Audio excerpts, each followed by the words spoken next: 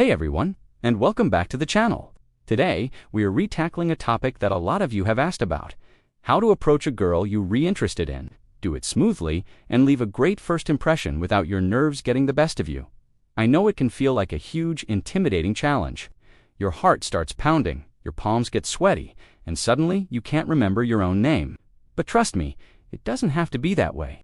It's all about shifting your mindset and having a solid yet simple game plan. So let's start with the biggest hurdle, that feeling of nervousness. Where does it come from? Usually, it's the fear of rejection. We build up this moment in our heads, creating a high-stakes scenario where her no feels like a personal failure. But what if we changed the goal? Instead of aiming for her number or a date, what if the goal was just to have a brief, pleasant interaction? That's it, just to share a positive moment. This simple mental switch takes so much pressure off. You're not trying to win a prize, you're just being a friendly, social human being. The second part of conquering nerves is preparation. Not rehearsing a cheesy pickup line until it sounds robotic, but preparing your overall mindset and appearance. Before you go out, spend a little time on yourself. Wear an outfit that makes you feel confident and comfortable. When you feel good about how you look, that confidence naturally shines through. It's not about being the most handsome guy in the room. It's about presenting the best version of yourself. This self-respect is incredibly attractive. Now, let's talk about the moment of truth, the approach. The key here is context. The best openers are almost always situational. They come from observing your surroundings. Did she just laugh at something? Is she looking at a book in a bookstore? Is she waiting in the same long line for coffee as you? These are your golden opportunities. A situational opener feels natural and non-threatening because it's based on a shared experience, no matter how small. For example, if you're in a coffee shop and you notice her smiling at her drink, you could walk by and say with a light smile, "Whatever you ordered, it looks like it was the right choice. I'm still trying to decide." It's simple, it's relevant, and it opens the door for a conversation without putting her on the spot. Or, if you're in a park and she has a dog, a classic for a reason is, "Your dog is amazing. What kind is he?" People love talking about their pets, and it's a super easy entry point. Avoid generic, canned lines at all costs. They feel fake because they are. Be genuine and be present in the moment. All right, so you've broken the ice. What's next? The conversation. This is where you really get to make an impression. The most important skill here is listening. Don't just wait for your turn to talk. Ask open-ended questions that can't be answered with a simple yes or no. Instead of, "Do you like this place?" Try, "What do you like most about this neighborhood?" This encourages her to share more about herself, and when she's talking, actually listen. Pay attention to her answers and ask follow-up questions. This shows you're genuinely interested in her as a person, not just in what you can get from her. And let's talk about body language.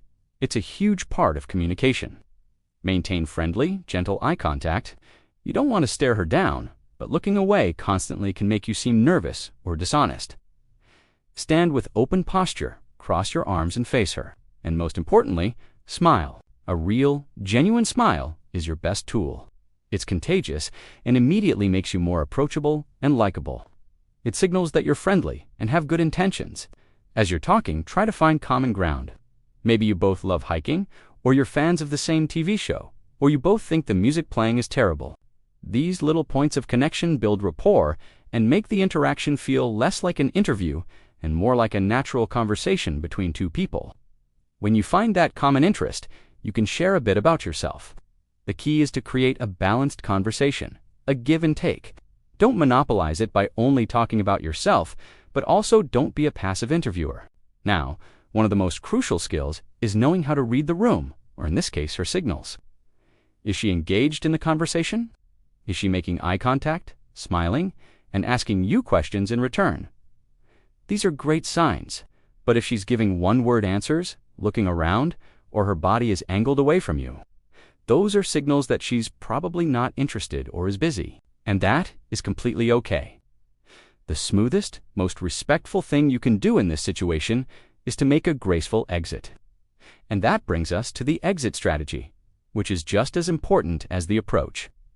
Whether the conversation is going great or it's falling flat, you need to know when and how to end it.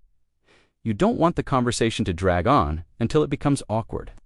It's always better to leave on a high note, wanting more. If you're feeling a good vibe and you want to see her again, this is the time to be direct, but casual. You could say something like, "Well, I have to get going, but I've really enjoyed talking to you. I'd love to continue this conversation sometime. Would you be open to grabbing a coffee next week?" By asking if she'd be open to it, you're giving her an easy, low-pressure way to say no if she's not interested. If she says yes, fantastic. Exchange numbers. If she hesitates or says no, be a gentleman. Smile and say, "No problem at all. It was really nice meeting you. Have a great day," and then walk away. How you handle potential rejection says more about your character than anything else. Being cool and respectful in that moment is incredibly impressive. Let's recap the key points. First, change your goal from getting her number to simply having a pleasant interaction to reduce your nervousness. Second, prepare by feeling good about yourself. Third, use situational openers that are genuine and relevant to your environment. Fourth, be an active listener. Ask open-ended questions and use open, friendly body language. Fifth, know how to read her signals and respect them. And finally, have a graceful exit strategy. Whether you're asking her out or politely ending the conversation, remember, every interaction is a chance to practice. Not every approach will lead to a date, and that's not the point.